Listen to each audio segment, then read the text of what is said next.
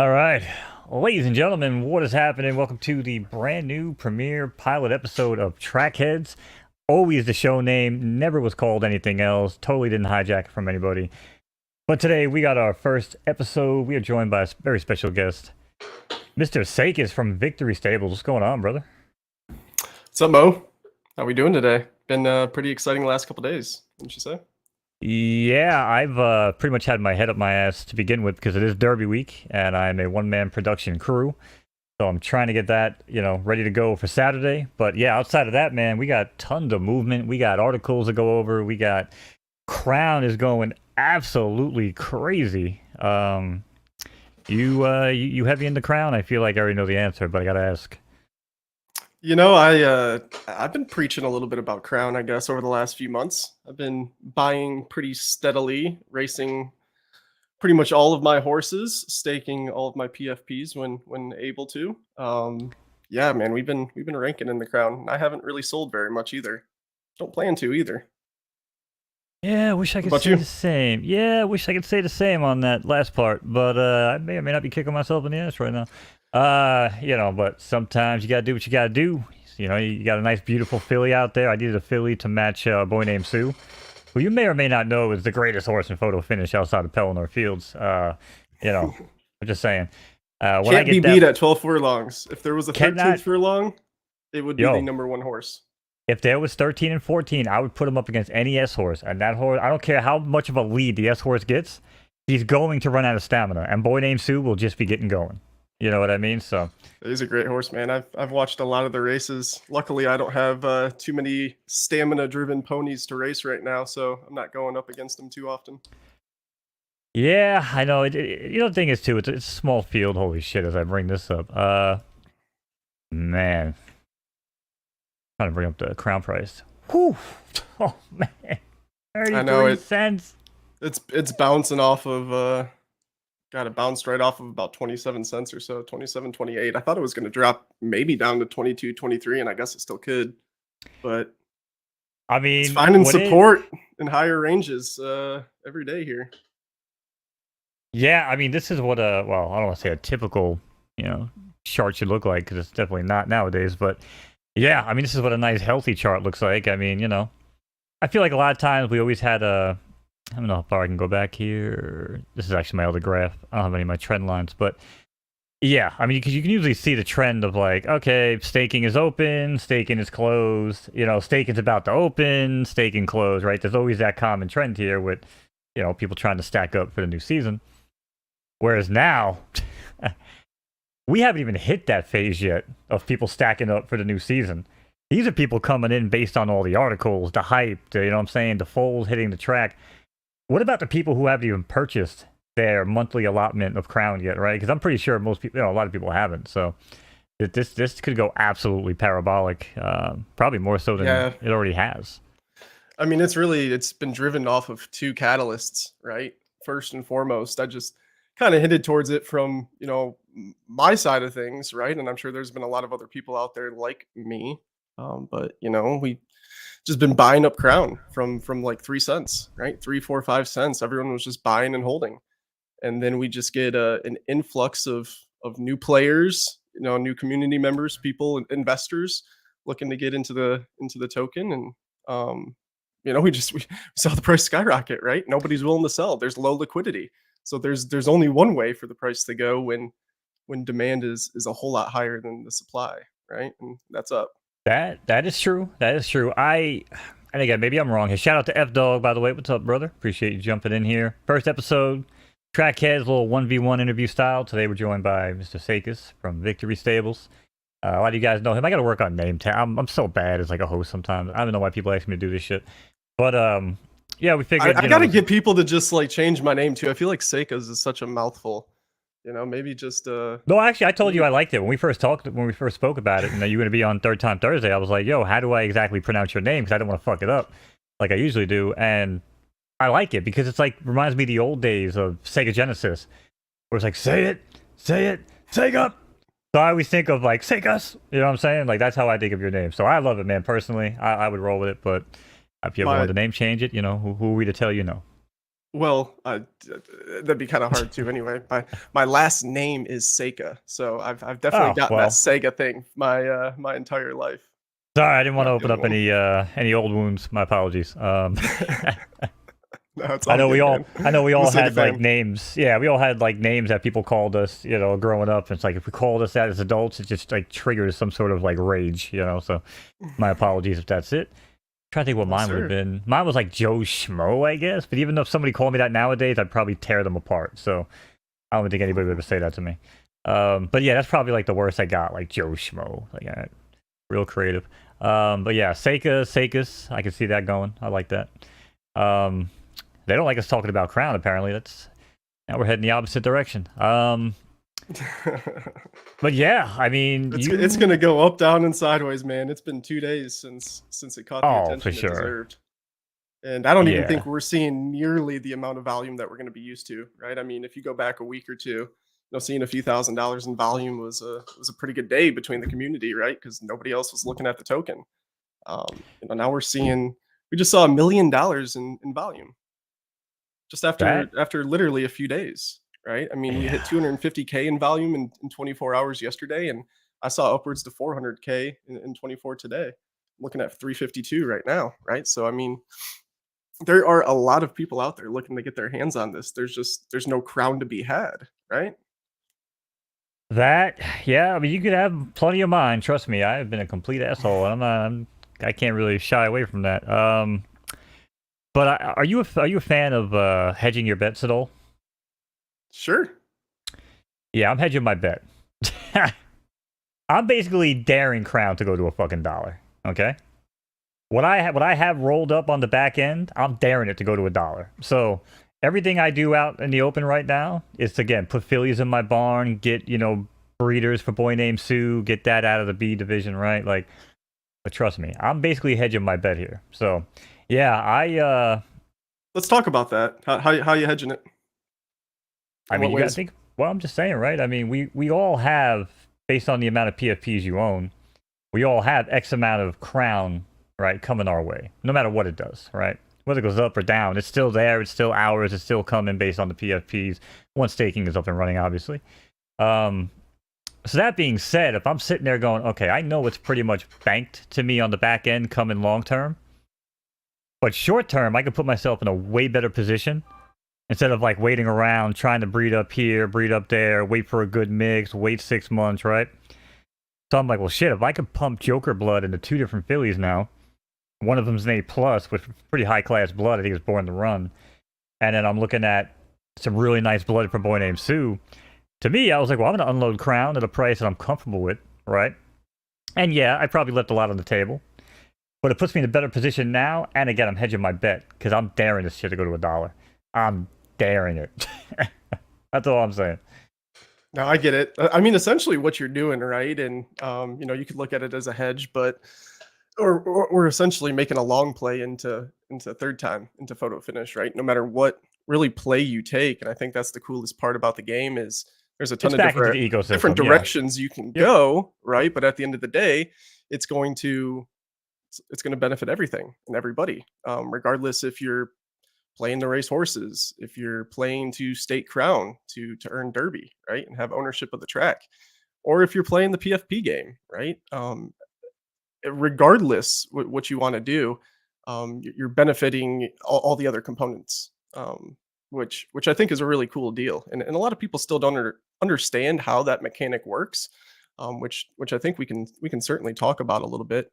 Um, PFPs were kind of the first NFT that was launched through the photo finish ecosystem, if you will, right? They were the horses that bred the Gen Zero racing horses. So you had to have PFPs initially if you wanted to be able to race horses. At the same time, these PFPs are also emitting crown, right? Once we get this staking back up on the website, which I know everybody is looking forward to, With we'll be able retroactive to pay. Let's able to go. stake those PFPs to get this crown that everybody's looking to get their hands on. And what you alluded to earlier is, looking at the USD to crown value right now, there is a lot of opportunity there if you're planning on holding crown for a long time, right? Looking to stake it for Derby. It's sitting at about 32 cents at this very moment in time. Actually, I'm looking at Bird Eye. It says 36 cents. You could buy PFPs at the top one right there at That's 9, almost 10 cents per crown, right? You get 9,000 a minute over about what, the next 20 months or so. yep. And you're buying crown at, 223 crown per soul. That's a third, almost a fourth of what the current market price is, right? So you can certainly find ways to put more crown into your pocket over time right now, especially if you're facing the liquidity issue. If you want to make a sizable investment into this game and into crown long term, I think PFPs are a great place to start.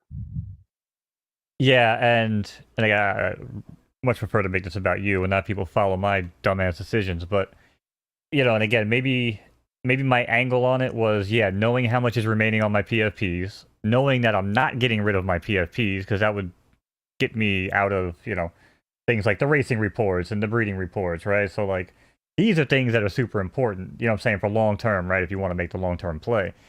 So yeah, I'm like, well, shit. Okay, so PFPs are there. Crown's been kind of accumulating. I have way too many, uh, syndicates at this point. Like, I'm actually trying to buy them out. You know what I'm saying? Like, the ones that don't even make accounts, I'm like, hey, listen, you're not really involved. You don't really give a shit about this horse, do you? Like, here's your money back. They don't even care. Most of the time, they want their freaking money back. They're like, whatever, maybe breed a baby. We'll readdress it down the road. But they're not making accounts. Like, my uncle is one of the few, actually, out of all the syndicates, him and my boy Ricky, where they do make accounts and they have the free horses and they race their free horse, and now they have foals in the barn that they picked up for $7,500, which, hey, some of these 7, 8 star freaking horses that people were picking up for under $100, man, they could be good little runners. They could be nice little runners early on, and they might not be the greatest breeders, we don't know, but yeah, I don't know. So I mean, my play, I think, do you remember my early horses? Sure. I You mean, had like, I'm talking about the you had trash. The Uncle trash. Nose. Yeah, Uncle yeah. Nose. Uncle Knows, Moana. I mean, shit. Like I said, Joker was a good one. Obviously, Boy Named Sue was a good one. But I mean, dude, most of my barn was absolute garbage. Runkowski couldn't catch a win in like 20 races. And yet, it was a point about, I don't know, 6 months ago where, like, the community was helping me out. We were cutting deals. We were doing this. I'm calling races, donations coming in. And I was like, I have to put this back in the photo finish. You know what I mean? Like, taking it out of the ecosystem would have left me with the same damn horses that I just named off. That you remember some of them, right? Like, I wouldn't have had Steps Kiss. I wouldn't have had, Weekend Moderator. I wouldn't have had any of these horses that are probably going to, if anything, going to keep me sustained with, breeding and stuff like that long term. Which actually, before we jump into some of the articles, I know we don't have much time before Peeb and them go live. Your thoughts on the breeding process? Because a lot of people are going from B to S thinking it's a good idea. Other people, like myself, I'm playing a little bit of that, but mostly I want to keep my preps as high as possible till I hit A+. If I lose preps before A+, I feel like you're putting yourself at a huge disadvantage when you hit the S- S horse. And I'm not saying I'm right. I'm just saying, to me, I feel like making that big jump from B to S and getting like a half-star preference or a 1 star is really might be detrimental to some people. Your thoughts on that? Yeah, I think there's a couple different ways you can look at it. First, if you're looking kind of short term, right, it's more of a risk and reward type of play. If you're looking to get horses out in the field, maybe sell them quickly, just some sort of short term play itself.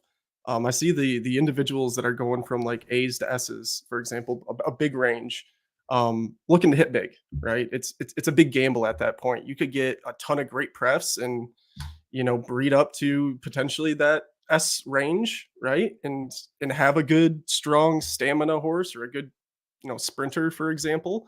But there's also a good chance that you just get kind of a Frankenstein horse, right? Someone that's got an A start, maybe A speed. You got maybe S minus stamina, but then you got B plus finish or something like that, right? To where your horse Yeah. just you got different prefs all over the place, and some better, some worse, but they've really got to mold together in order for the horse to work, right? And I think that's what a lot of Right. people are going to see once they put them out on the track, is whether you're running it at 4 furlongs or 7, 8 in the mid range, or long distance around 11 or 12. If it's just not performing anywhere, maybe that wasn't the best play, right? Or maybe you got to re-roll it and hope for better luck next time.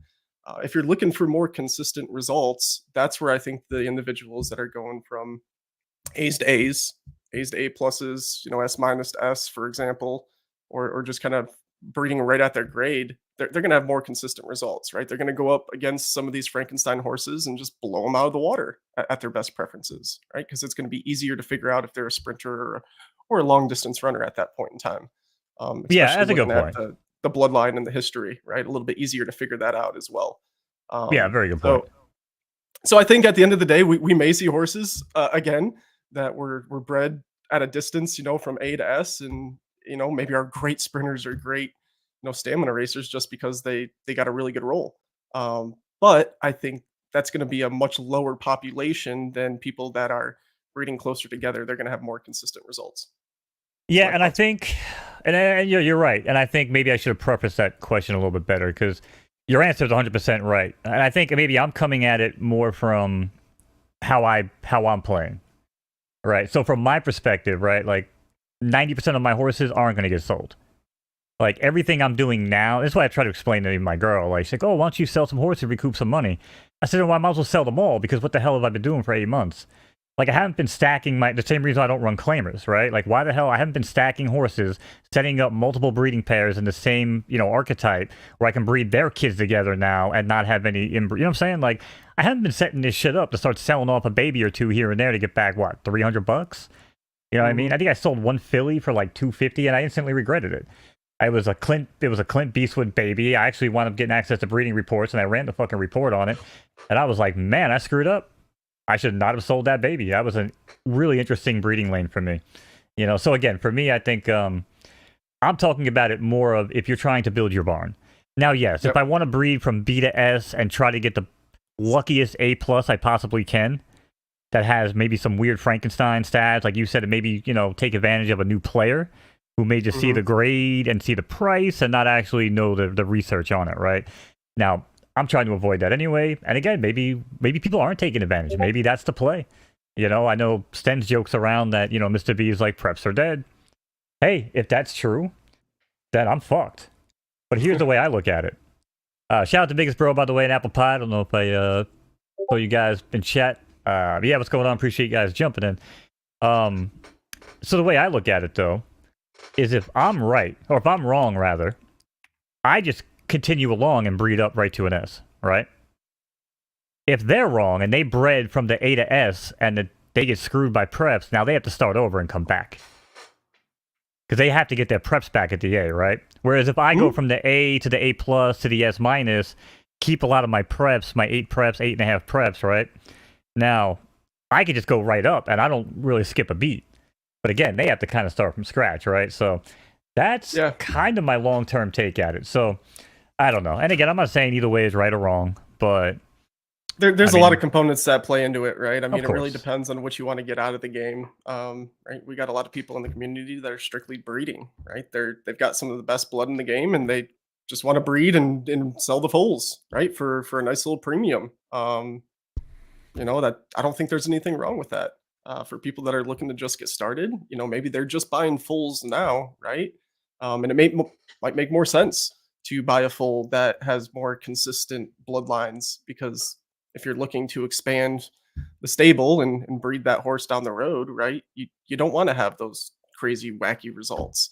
But if you're someone that's been here for a little bit, maybe you got your hands on a couple Gen Zero horses that are good breeders, and you've got the opportunity to breed out, I don't know, 12 to 18 foals, right, over the next several months. Why not take a risk a couple seasons? Why not? That's the way I'm looking at it. I've got about 5 horses that are being bred each month, right? And 1 month I did kind of, the A and A pluses up to the S range, so I went a little bit higher. And this last month I bred a little bit more consistently, and I'll look at the results, right? We'll find out as we kind of go along and decide from there on which path we do want to take as we move forward. But well, I do I don't like think that. anybody really knows now. No, I do, and that's the thing. It definitely is all theory crafting. I'm just saying. I'm looking at it from a. Oh, that's why I didn't see Groot. You son of a bitch. 5,000 this month. I just realized that I don't think I've hit Groot yet. You need to, because Why I haven't I didn't hit bring Groot? this up while we were looking at him earlier, but I did notice Joker had 2 breeds this season, and one of them may have came from Victory Stables. Just saying. I actually was absolutely going to mention that, and that's why I. Why did I think? Okay. All right. Well, next week I have to make it point. Okay. All right. So here's the deal, though, and we got to talk about maybe some package deals down the road. Bing. Well, I can just go like this. I can't. Fuck, I'm on my other browser. Right turf firm. And where the hell is Moana? Somewhere around here. She's so low down the fucking list now. It's crazy. Oh, Watsana down here. Dude, I'm gonna be tapping all 3 of them with Groot at some point, because she's been spitting out females like crazy with Balloon Arch. And that was the thing, because my boy, he has 50% ownership of this damn Watsana, so I had to go through him for breeding rights. That's right, we keep on talking about it. He's like, Balloon Arch, and I keep saying, I'm like, Groot, so next week, because he got the rights on this one. So I'm gonna make sure, I'm actually sending him a message right now. Groot needs a little love, man. I'm surprised. I understand it's like a lot of people, again, aren't breeding with A minuses. Even if you got a B plus or A minus, you're typically going to an A or higher. But he's literally, I mean, look at gap data, the fastest, the number one horse at 4 furlongs. Dude, I know, and that's why I think Joker's getting some burn, because I retired him probably before his prime. Well, according to the article, you did. Because actually, we're going to bring that up. Because in the article, it actually says they peaked at what was it, 4.5? Mm-hmm. Now, I will be curious, and we will do a ton of marketing if this plays out well. But Groot's first offspring will be racing here this next month. So we've got Groot Tet that is coming out, and we'll see how she runs. I like it. I'll name mine Groody Tooty Fresh and Fruity. That's from the IHOP. If you've never been there, I don't know. Now everybody has the IHOP. Now I gotta go. I've been to IHOP. The Rudy Tooty Fresh and Fruity. I don't think I've had that from the menu. I usually just. Oh, that's the bomb, man. Yeah. That's like the whole kit and caboodle. Trying to find. Photo Finish been tweeting up a freaking storm, so it's kind of hard to find shit. What are you looking for? Trying to find the article from yesterday. Oh, actually, I might be able to grab that Discord, no?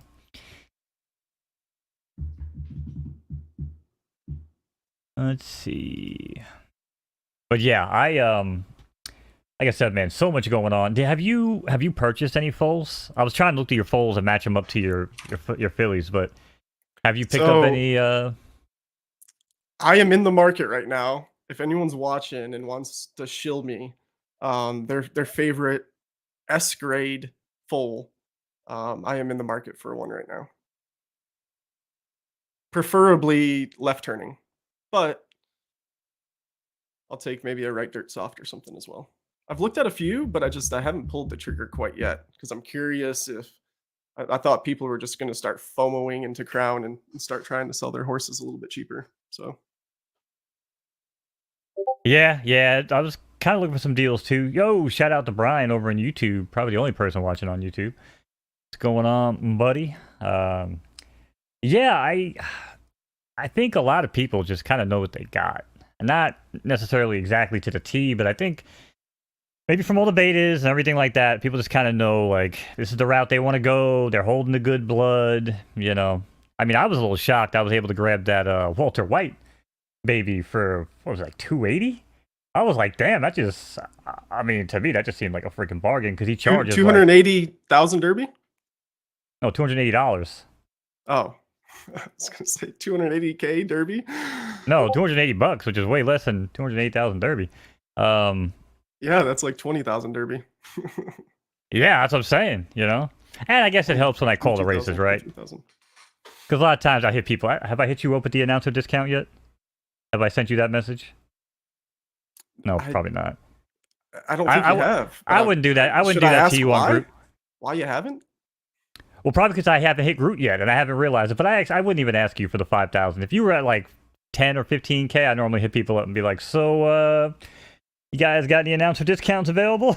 Like, because I'm a broke motherfucker, and I got like 13 fucking fillies to breed, so I'm gonna be in trouble. Well, if this goes on any longer, I'm just gonna start giving out free breeds to Groot because he's getting pretty freaking lonely in there.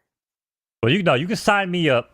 I don't need no rebate. I don't need nothing. You can sign me up for one next week. I'm gonna override my boy. I don't care who he wants to breed with. But yeah, we're definitely gonna take a crack at Groot. Again, one of my favorite horses in the game. So, let me. I'm just so bad at multitasking here. I'm also getting messages and DMs and text messages and yeah, I am just so freaking confused with the news on this. Is it the announcements? Is it in freaking minor announcements? There it is. Okay. Remind me again. What are? Trying to find the season 6. Oh, the game. Yeah. So this, wait, is this? Yeah, okay, this is it. Yeah. Yep. So yeah, so the game has only just begun. I mean, do you have any you have any synopsis of the article, or do you want to just? But before we get into the article, have you ever seen the movie The Game? By the way. Oh, Michael Douglas, hell yeah, dude. Hell, I love that movie, man. That movie just absolutely melts your mind the first time that you watch it. Absolutely, the craziest ending, and probably top 5 crazy endings in any movie I've ever seen. Oh shit! Oh, speaking of, he must be watching the stream. He's freaking calling me right now about Groot, bro. He's like, who the fuck we breeding with? I'm like, yo, he's the number 4. I bet he's the number 4 gap rank data. He's like, I don't care about the gap. He's like, what's his rating? But he's an A-. He's like, forget it. I'm like, no. He made lots of money. He's a really good racer. No, like I said, that's pretty much guaranteed. You can chalk us up for one this month or on the next breeding cycle. But yeah, definitely a good movie. If anybody in any of the chats haven't seen it, definitely go check it out. If you have any questions about photo finish, now is the time. We're going to be here for about another half hour until Peeb gets going on YouTube or Twitter Spaces. I don't understand why the hell they're doing Twitter Spaces, but whatever. I'm old as shit, I guess. So they'll be there at 6 o'clock, so we're going to be kind of hanging out, talking about everything going on here in the ecosystem.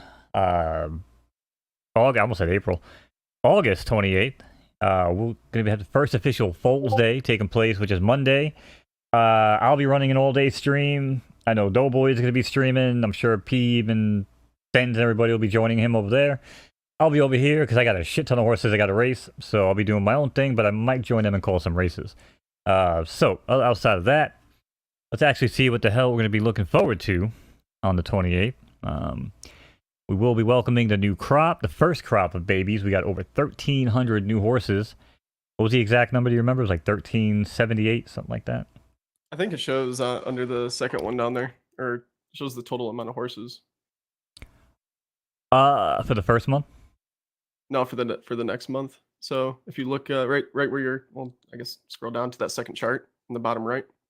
Should show the total number of. Oh, 1,302. There it is. Okay. Yeah. Well, I used to use Gap. I used to show you on the Gap page, but now it has 2 months of foals, so I don't know how to decipher that. Although I do know we had, 1,400 and change last month? Is that right? I was going to ask that, how many horses we actually have currently racing in population, because I know a ton of them have retired by that. Yeah, right? so breeding went up last month, and MJ didn't even breed his horse. MJ, if you're listening or watching this on VOD, I'm very, very, very upset with you about that. You should have hit me up, because I would have given you a free hit on freaking Weekend Moderator if that was the case. If he would have told me he was just not going to breed his horse, I would have been like, yo, dude, just get a horse in the ecosystem, man. Like, breed it and split the money with me. I don't care. But yeah, so he didn't breed. Shame on him. But we did. So if we had 1,302, that means breed we it, had. And I'll buy it from you for 2,000 Derby more. Yeah, that's what I'm saying. Derby. Yeah, that's what I'm saying. Like, yeah, make $25. Shit. Yeah. So 1,302, which means we had 1,426 were birthed last month. So we went up in the second month of breeding. I look forward to see what happens in the next upcoming breeding batch. Horses racing. This number actually surprised me too. Now it actually has gone down considerably. This was still at like 1,800, I think, or 1,700 for a while, even after the early retirements, which I thought this was going to plummet. That was my first instinct. I was like, dark days of racing.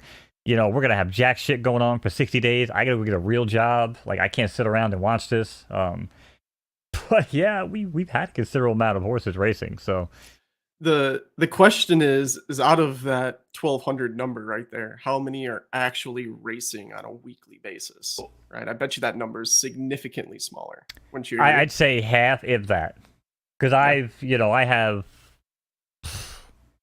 I don't know how many horses left in my barn running. Apparently, it's probably like 13. But I think I only run 4. The other ones, I'm kind of like, if I need a filler, I'll throw them in the filler race. Tuesday night, Thursday night, free racing, run against your preference. Like, go do something. Yeah. But yeah, again, like I Uncle mean, you're racing them Knows. now, you should be, right? And we've seen the spike in just races over the past 2 days with crown prices going up. That should tell you all you need to know. I bet you we've seen 3 to 4 times more racing in just these last couple days than we've seen in the last few weeks. Yeah, I could tell you from my staking payout that we actually absolutely have, and I regret taking some crown out. But yeah, we're not going to talk about that. The point I'm trying to make there, though, right, is out of Is the that I've been 1,200 making bad racing decisions, horses. Seykaz. I know. I make a No, lot no, of. no, no, no, That's no, the no, point no, you're no. trying to make. I get it. Make Mo look stupid. I know. I'm talking about the future, man. I'm just We've kidding, I'm just got kidding. we got 1,200 and maybe 4 to 500 have been racing over the last couple of months. I think that's a conservative number. And now we've got another 18, well 1,300 foals. So we're gonna take it up probably about to about 15 to 1,800 total horses racing still, um, which is 4x, almost 4x of what we've been used to. So if you think about that, and with where Crown has gone, there is a ton of incentive to not only race your horses, but stake your crown as well for that sweet, sweet Derby. Because payouts should increase next month.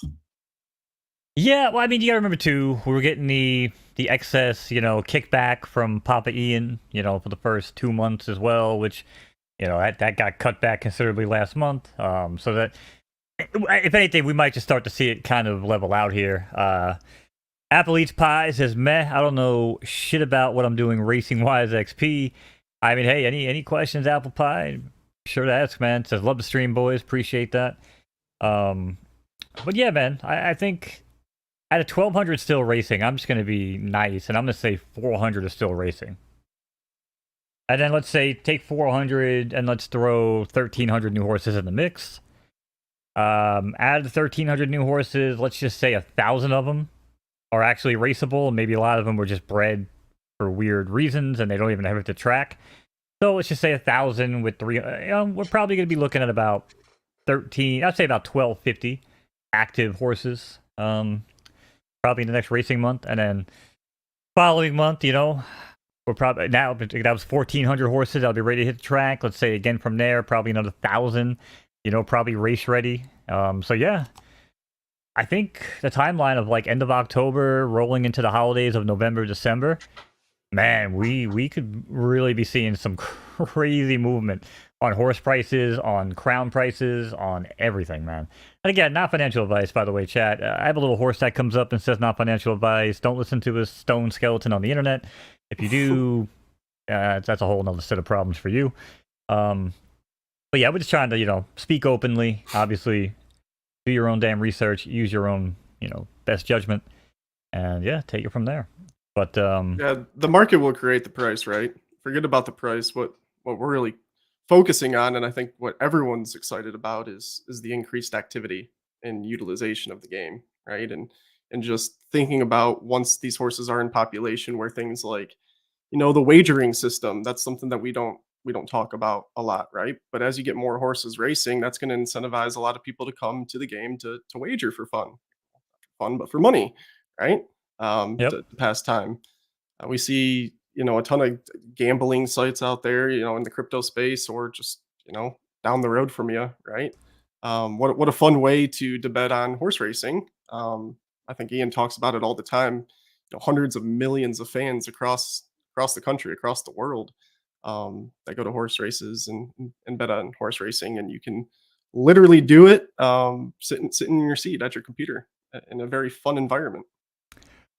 Yeah, and I think my favorite part of this whole thing, and this is why, again, I kind of feel like, and me and Doughboy talked about it last night, where, he was saying any races lower than $5, he's going to have a problem with it. And I agree with that. Like, I don't want Zed run prices ever of $1, $2 sit and goes. Like, I never want to see those prices.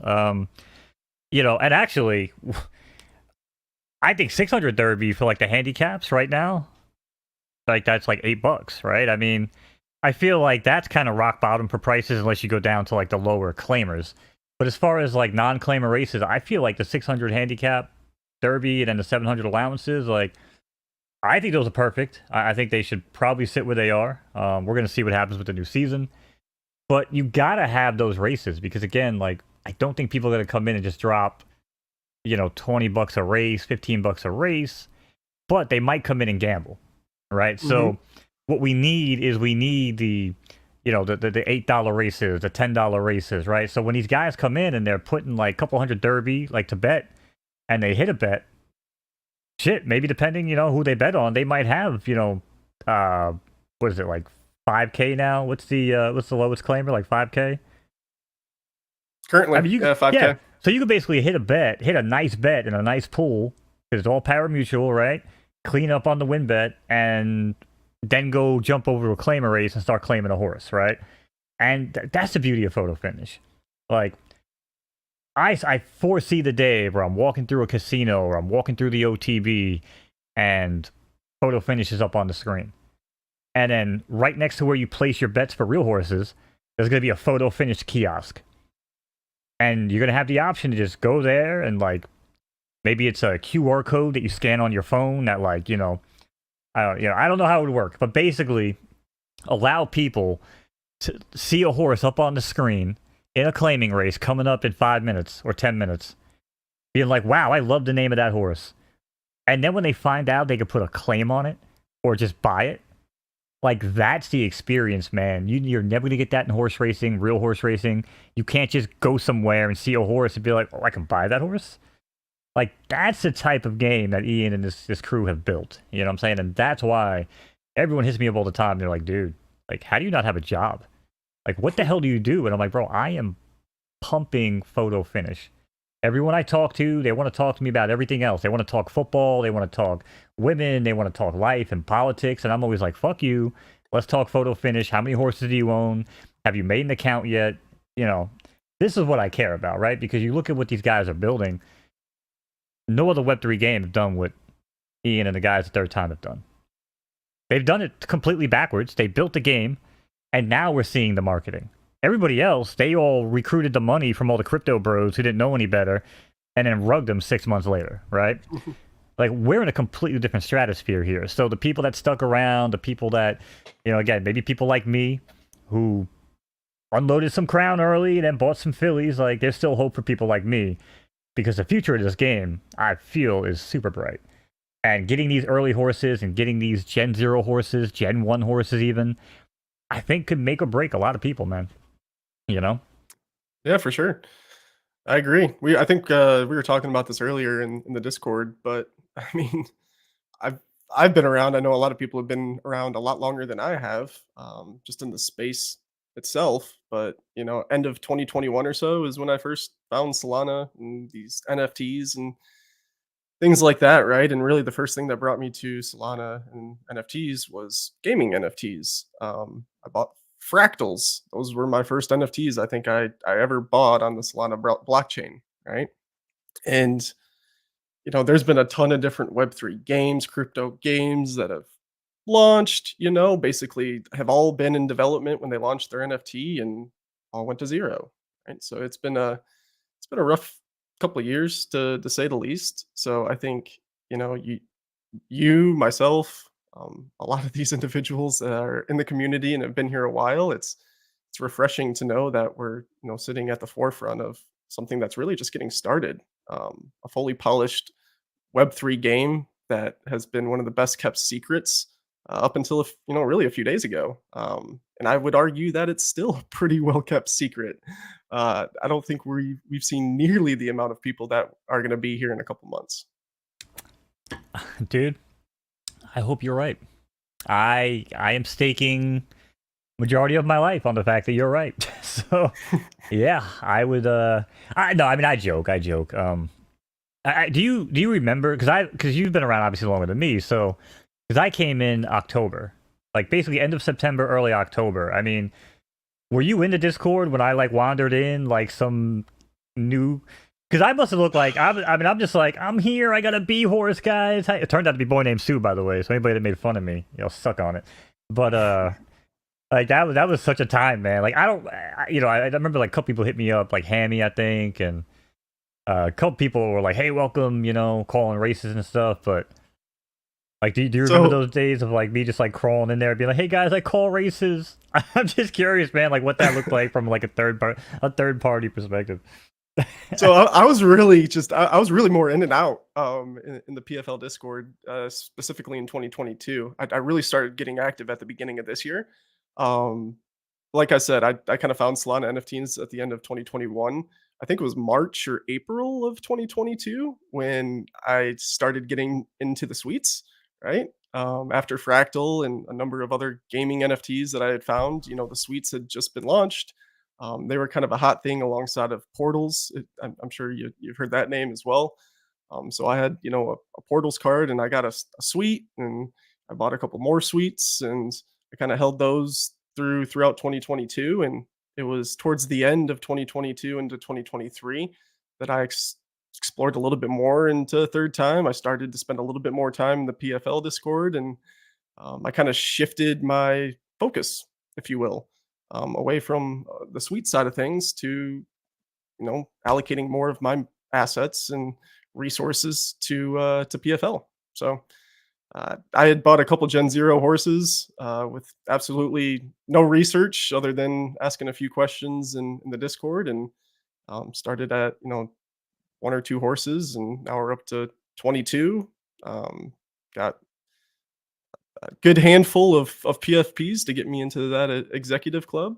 And we got a nice little bag of crowns. So I'm playing all aspects of it. I've had a ton of fun over the past 6 to 8 months, really diving in and exploring the project itself. Yeah, I often say it, and you probably see me tweet it almost every fucking day. I'm out here just having the ride of my life, brother. Like, there's so much negativity in this world, and there's so many people that want to talk to me about bullshit, man. Like, I just don't care. Like, this ride of photo finish, and again, I almost get choked up, man, thinking about it, because like I try to imagine 5, 10 years down the road. Granted, we stay on this trajectory where, again, horses are being, passed down from generation to generation of not only horses but actual people. You know what I'm saying? Children who might inherit horses from their parents who pass away and continue the bloodline and breed these horses. You know what I'm saying? Like, to me, man, like that creates storylines and, like engagement like no other game can possibly touch. And you can make money off of it. It's not like a video game, because you could be like, oh well, I like. There's a story that it gets me kind of a little teary eyed, but it's basically this kid who raced against his dad in like Mario Kart for like the longest time, and his dad passed away. It might not have been Mario Kart, it might have been some racing game that kept like ghost times of like the trial times, and his dad had like the best record ever. And after his dad passed, he like fired up the game one day, and he was racing against his dad. You know what I'm saying? Like his dad's trial time, like all these memories of trying to like beat it growing up, and you know what I'm saying? Like that's amazing, man. Like that to me, that's what gaming's all about. That's what life's all about, right? Not all this other external bullshit that people like to focus on, but like that's what it's all about, man. So in photo finish, the fact that we can even create that type of storyline, it's just I don't know, man. It's why I do what I do. It's I don't do it for the money. I don't do it for the donations, which are nice. Feel free to scan that code down there. But you feel me though? Like it's just man, it just creates emotion, man. Like that I've never had really come from a game or a platform. Definitely not an NFT project, But it's just a weird feeling, man.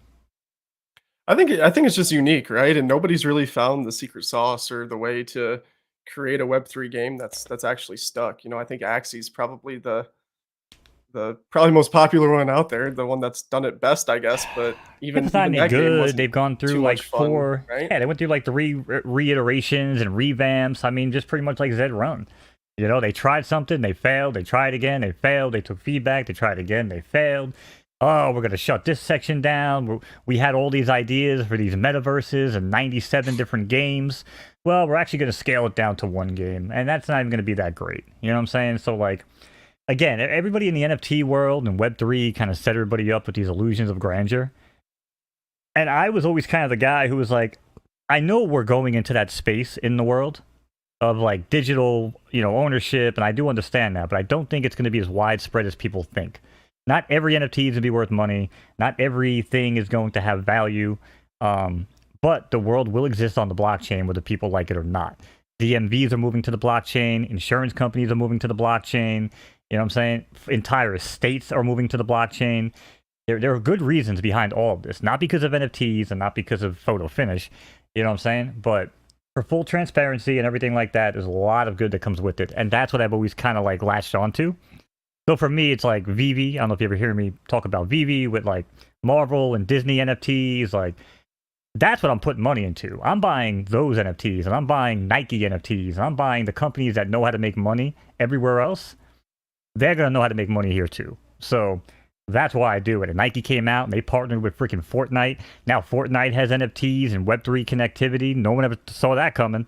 You know what I mean? So Yep. there's a lot of changes happening, man. A lot of changes. I mean, to your point, and kind of going back to what I said before, right? Been a rough 2 years. I've seen a lot of projects. Of course. 99% of them have failed, but it's such a cliche saying, but Thomas Edison, found 1,000 ways not to make a light bulb before he found the right way to do it, right? So, are there a lot of scammers out there? Are there a lot of projects that literally rug for money? Sure. But are there a lot of players and individuals out there that have been trying to build and simply just failed? Absolutely. There's a ton of people out there that have learned from that failure as well. And at the end of the day, somebody's got to pioneer Web3 gaming. The question is, who will it be? And at this moment in time, I think Photo Finish is doing a really good job of standing out as potentially being that player. So we'll see. Like you said, who knows? I agree. Right? But I think if you were looking to long Web3 gaming as a way to generate revenue and a sustainable business, 10, 20 years down the road, if you're looking for that pioneer, I think this is the best place to look right now at this moment. No, 100% agree. And, and again, not financial advice for anybody, but make an account for free. Get your free horse, learn the website, learn how to maneuver everything and enter races. If you have any questions, hit me up on Twitter. You may not like my answers all the time, so maybe hit up Seykaz. But yeah, join the Photo Finish Discord, !PFL in the chat. We'll get you all the links that you need. But yeah, man, I mean, it's just, so much going on. Like I said, definitely looking forward to the new horses hitting the track. And I think, because I'm getting texts now from people being like, what the hell are you talking about? Okay. Yeah, so peak ages, we talked about that a little bit earlier, was basically from 4.5 to 5.5 years old. So then we're going to learn that the new horses coming out are going to have, mix in a match, so it's not going to be predetermined. That's great. So we might have early bloomers, we might have late bloomers, we're never actually going to know. They also went into durability and injury resistance. Thoughts on this, Seykaz? I mean, we can go over real quick. 2 and 3-year-old horses never get injured when raced at full recovery. 4-year-old horses will likely never get injured when raced to full recovery. And as horses age from 5 to 8, they start to become more and more likely to get injured. So yeah, I mean, that's obviously different than what we have now. But yeah, I think it makes sense, right? I think it does a good job of balancing what a lot of the people in the community wanted. Some people wanted, it to be completely real and for your horse to potentially get injured at any point in time, right? And others wanted to incentivize more racing at an earlier age, especially for these new foals. So I think this does a good job of balancing that. 2 to 3-year-olds, you're not going to get injured when you're racing at full recovery, which is great. Allows you to race more often. Yeah. Exactly. But as you grow older, right, as that horse gets a little bit older, just like in real life, they're more prone to certain injuries. So at 4 years old, you're very likely never to get injured if you race at full recovery, but there's still that chance, right? Who knows? And then from 5 to 8, you start, more and more likely to get injured. It just makes sense. So I think that's good. And Third Time and Ian and Fib and the rest of the team have done a pretty good job of being able to pivot to what we collectively think makes the most sense, along with their direction. Yeah, at least on the injury standpoint. We'll get to maybe what I don't agree with them here in a minute, but Can't get everything we want, right? Yeah, well, I'm also speculating, so I can't jump the gun. But yeah, durability. Now again, I've done some research on this. I don't know how much truth there is to this. If a real horse in real horse racing actually does pass down durability genes, I've tried to research this. I don't have enough time in my days right now. But it is something I've always been kind of questioning because I've had people in the industry that tell me that's not a thing. But again, I don't have my own research on that. So that's going to be a thing though. Horses will have and pass down durability genes. Some built sturdier than others, and they will be shown as injury history in the race history. So they're not going to be hidden. I don't know about horses, but I know one side of my family is more prone to arthritis. So. No, listen, I know humans are. I know humans are, but I don't know if that actually exists in horses. Now repeat injury. This is something going away because this was a kind of a point of contention in the beta. I used to get mad at this a lot because I felt like Fib used to snipe Joker on purpose. Well, back then he was Rainmaker, but he used to snipe him mid-race on purpose, while he was in the chat. Be like, haha. So I'm glad to see that's gone. So yeah, if they get injured, they're not going to be more likely to get injured again. Now we start moving into the calendar and the schedule. This is where I'm going to bite my lip and just kind of read through it and get some feedback from Seykaz. Made a bunch of changes regardless of Season 6 with the new crop of foals coming in. Want to make sure we have a place for all of them to run up and down throughout the schedule, just like in real life. I'm paraphrasing this. Looking to make a robust schedule here. Daily coverage of direction and surface for all grades and race types. Each race type will have full archetype coverage within 3-day periods, which makes sense, because if you can only race every 2 days, that'll give them a day buffer to kind of allow somebody to get into a race where it doesn't feel like it's a week away, okay? So that's good. So if they missed a window and they race that day, they can jump into one, within the next 2-3 days, so that's good.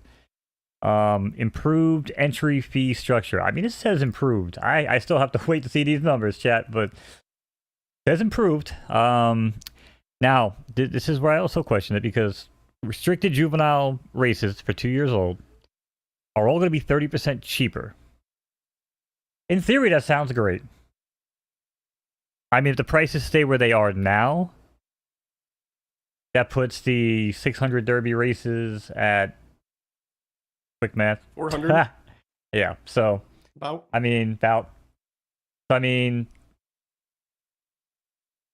It's a little over $5. I mean, that's kind of what Doughboy was saying last night, where he feels like it would be the lowest he wants to see. So I mean, I guess that's good. But if it goes from 20 and then you take off 30%, and we're talking about 20 to 14, I don't know if I would appreciate that 30% break as much. But again, I haven't seen the schedule. I don't know the prices. I'm going to reserve judgment on that. Just know that I have a lot of people to answer to. So I have to know that information. Benchmark. I'm curious we're going to talk about all this before we get out of here. Benchmark called Last 5 Races. Last 5 races built into the allowance races with weight allowances based on the amount of times won in the last 5 races, alongside grade-based weight allowances. This will put in place a dynamically level the playing field as horses win and lose, and will be closely analyzing the popularity of these races to see how to expand them in the future seasons. Thoughts on the benchmark racing, Seykaz? Yeah, so I like to call it kind of a performance-based allowance. That's the way that I look at it, and I've always thought that there should be some mechanic like that that has some sort of performance-based allowance outside of just your grade, right? I can get into it even deeper. I think the range from A minus up to S minus, for example, with allowances maybe doesn't make as much sense as doing maybe A minus to A or A to A plus or something like that, and or even A minus to A plus, right? Kind of keeping it within one grade to give all horses maybe a better chance at winning, because just you didn't see any S minuses getting into grade allowances because your A minus or your A pretty much won. I don't know, we had a statistic on it the majority of the time, right? Yeah, so I think it's high. Exactly. So I think they're trying to find a better way to balance that, and I think they did, because they removed, your B minus to B plus, your A minus to S minus. I think I saw that in there. But again, for those kind of dud horses, right, that aren't winning, that you don't want to race, it just adds another incentive to potentially get them into a specific race that's going to be more potentially beneficial for their outcome, right? If they haven't won in 5 races and you get an extra 5-pound weight allowance, now that incentivizes you to, maybe put them in again for a 6th time. I Yeah. don't know. Yeah, I Do mean, you, you're absolutely right. There's definitely a lot of ways to go about it. I mean, they does say here though, reorganize allowances for juveniles. So I don't know. I don't know if the 3-year-old and up, if they're going to continue to stay the same, where B minus to B plus and an A minus. I mean, we got to wait to see the schedule. But it I does think they're just trying to specify figure out what's juveniles. going to work best, right? We're not going to have a lot of, I mean, there will be 6-year-olds racing, right? But these are going to be kind of our first group of juveniles, and if it works for the juveniles, at age 2, Yeah, yeah, maybe it's a they'll good place start to try moving it. it up as the generation of horses get older, right? They're just maybe giving it a little test run for this first group of juveniles to see how it plays out, Well, through the yeah, what's program. interesting, what's interesting too, I wonder if they're not restricted. So like right now, if you take the juvenile, you could run them in a juvenile only race, but if there's non-restricted races where they could run against 6-year-olds, it will give the team a chance to get the data too. Where if the 6-year-old races are still, A minus to S minus, and you take your 2-year-old who's a whatever you think he's good, and you're like, yeah, you know what, I'm just gonna run him right up here with the big boys if you can even do that, then might be kind of interesting, right? Because they'll have, like you said, it's probably smart because now they can test it with the juveniles, see if it works, what the data looks like, continue with the same with the 6-year-olds and up, and then if they have to kind of just transition over to the B minus to A minus long term, it'll be easy to do that because we'll have the data. Yeah, good point. Very good I mean, point. I think they've done a good job, right? I mean, Crown has done a lot of it lately, but Oh they're yeah.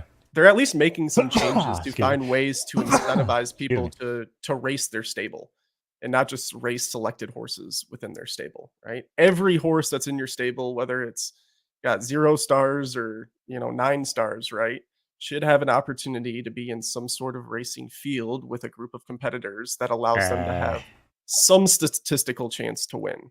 Um, not if the races are $10 and up. I'm sorry. Again, well, when you, it's going to be your claimers, right? It's going to be like your 5K claimers for the most part.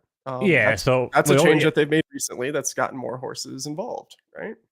yeah, so if those prices go up as well, because I've always said this about the claimers. I know Peeves getting ready to start up, but the thing about the problem I have with the claimers, right, is like you kind of said it before, like the people will set the market and we'll chase this and we'll chase that, but every time you set a new bottom for claiming races, right?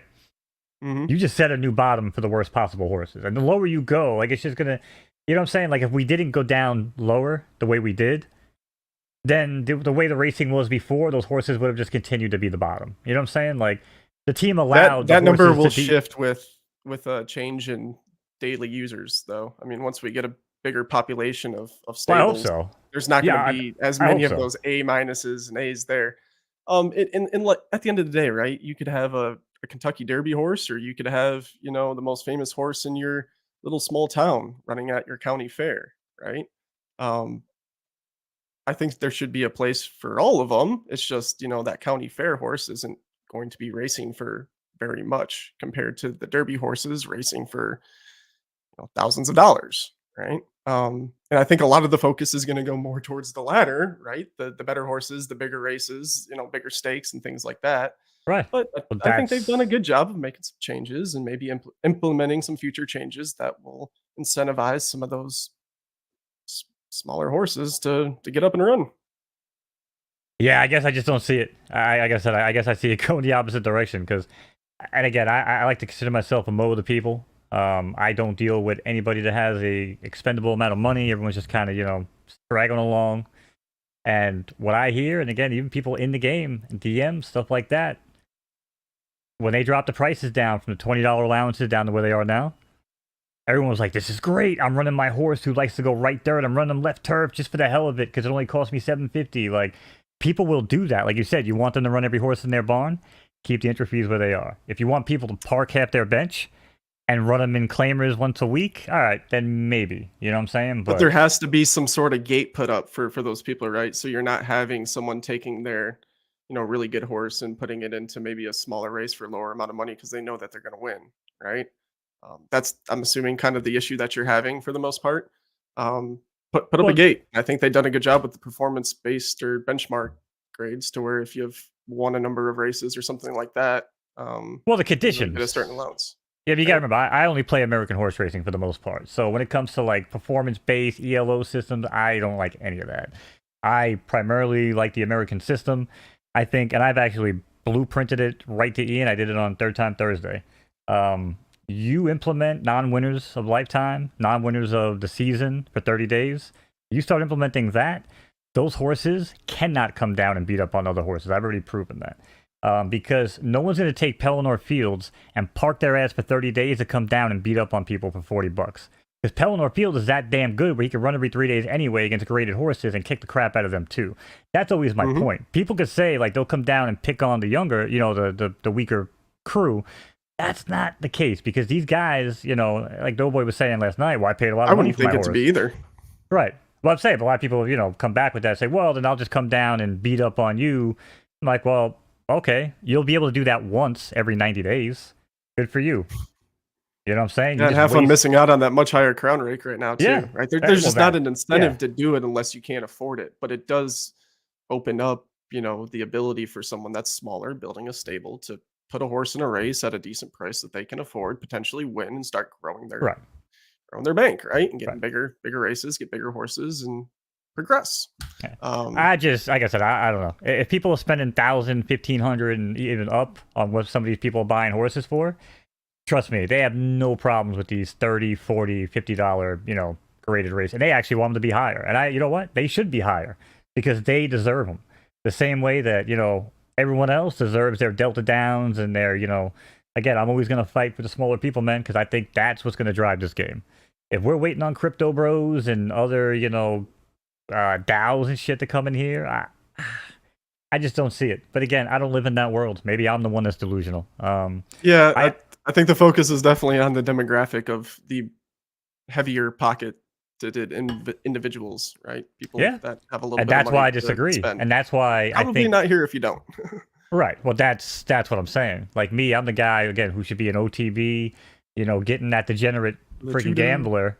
You know what I'm saying? Who's like betting $40 a day. Like, hey, you know what? Instead of spending $40 a day here on real horse racing, like, why don't you just not gamble for 2 days? Come over here, buy a horse for $75, name it, get to know it, race it for a couple bucks. Because, like I said, if the racing is, $7.50 to $10 a pop, yeah, you could run probably 2, 3 horses a day. You know what I mean? Maybe one in claimers, Mhm. two in claimers, and one like in allowance or hand. You know what I'm saying? Like you could do that, but I don't know. You start getting to the $15, $20 range, and again, I'm not saying that's where it's going. I'm just speaking hypothetical. But it's gonna be interesting. I still say it. I still say like most people want to go towards a certain demographic, like you just said, and I think we need to be going like the entire opposite direction. So that's why everyone else is zigging and I'm zagging. So they're all looking at the crypto bros, and I'm out there trying to get the man off the street as much as I can. That's my goal. So but Yep, again, and I know probably about 5% of what the team's actually trying to do, right? I'm just trying to put myself in their shoes from a business standpoint on what's gonna generate the potentially the best revenue for them down the road and keep this thing sustainable, right? And I think right now the best demographic is getting people that want to come in and spend money, right? But yeah, we're gonna have horses that are gonna blow up the population, 4 or 5 months down the road. Like we said, we're gonna have thousands of horses racing in population. And some of them might not want to race. They might have too big stables, right? They got to sell the horses. That's going to put that's gonna be price me. pressure, right? There's going to be, I mean, you're going to find horses probably in the couple $1,000 range, depending on, No, how you're gonna well they find them in race. like $100 range. Like everyone that I talk to is like, "Yo, we're gonna see S minuses going for $100 running in low bottom level claimers," and I'm like, "Well, shit. If that's the case, man, I might be fucked." Because if I never really wanted to see the bees get phased out, but I mean, it seems like they really gonna have no choice because no one shows them any love. No one's breeding them. Everyone's breeding up out of it. So I mean, I think A minuses are gonna be the new A is gonna be the new Bs, right? So everyone keeps telling me. And man, we start seeing S minuses at $100, bottom level claimers. That's gonna be a tough D. That's gonna be a tough pill to swallow, man. What's up, Latuda? We're gonna be getting out of here in a minute, brother. I know Pew's probably already live. But Yeah, I think again there we gotta increase human beings playing the game, right? 1,300 fulls being added this next month. If we can add 1,300 people to the game, right? That's that, just an example as a one-to-one stretch there. But think if we have an influx of 10,000 people come to the game, right? no, listen, I People are going to love. want horses, and there's not going to be enough horses to have, and people aren't going to want to sell their best horses. So, I know. I or else love we go the playing like complete the. opposite direction in that case. Yeah, I mean, like I said, I love playing all sorts of hypotheticals. I try to play the most realistic angle, which is nobody else is coming right now. Like that's, you know what I'm saying? Like, and again, because if I'm wrong, it's just good for me, right? So if I'm right, then I've already prepared for it, and I don't really have to adjust. That being said, yeah, I mean, who the hell is gonna who the hell's gonna be able to race, 30 horses?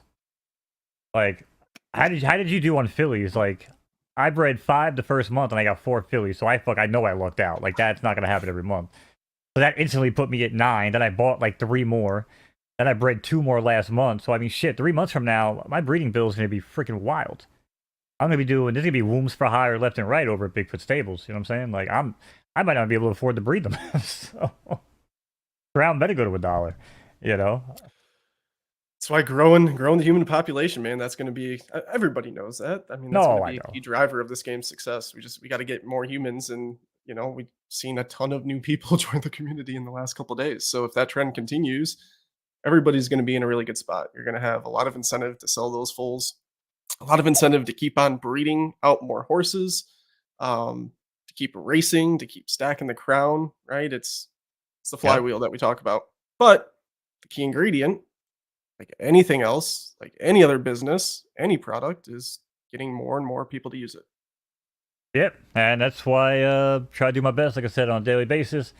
Recruit people, talk to people, tell them about the game, getting involved, and I'm absolutely glad to see the team getting more active in that, on Twitter and their marketing starting to push. I mean, that video that John Carlo put out with the Yeah, that was good. that ain't me, like the fortunate drop, like that was a banger of a video, man. Like that gave me like fucking chills for photo finish. You know what I mean? Like most of the time when these videos are coming out, I'm like, oh god. Oh god, okay, let me just get through this tweet, you know what I'm saying? Or like this little infomercial type video. But this was like, holy crap, dude. Like everything, the cuts, the music, the action, the effects, you know what I mean? The timing, everything on it was spot on. That is what we need. Cause right now, look around All the right, what do you think? community. Should we pack up? Yeah, get the fuck out of We here. got the MA spaces on. I think we've probably Is he even if you're live? still here watching, head on over to the Twitter spaces. You can click on Photo Finish Live and just click on their name. Or Yeah. you can go to Peeb's Twitter page Yeah, let's and go to you can Peebs. join from there. But yeah, like I said, that's pretty much a wrap, guys. It's everything going on. And outside of that, they're going to flesh out the benchmark system. That's all you really missed here from the end of the article. But yeah, like I said, I got a lot of venting to do about this shit. So I feel bad for anybody talking to me over the next week. But I'm going to wait to see the schedule. Seykaz, appreciate you, man. I'm going to post your Twitter over there in chat. People make sure they follow you. I don't know what the hell they're watching. Could be on YouTube, could be on Twitch, could be on Kick. Doesn't really matter. Just appreciate anybody checking out Photo Finish. Join the website, join the Discord, and we'll catch you guys on the flip side. Peace. Peace.